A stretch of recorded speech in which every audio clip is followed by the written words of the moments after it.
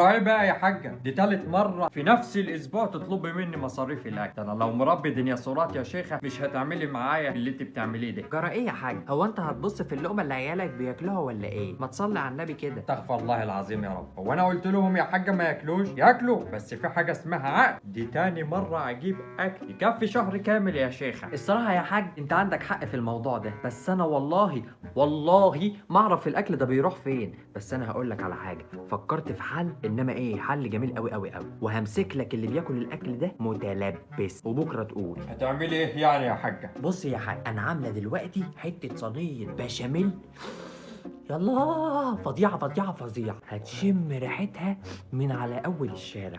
حطيتها على ايه؟ على ترابيزه السفره اللي هناك ده اهي.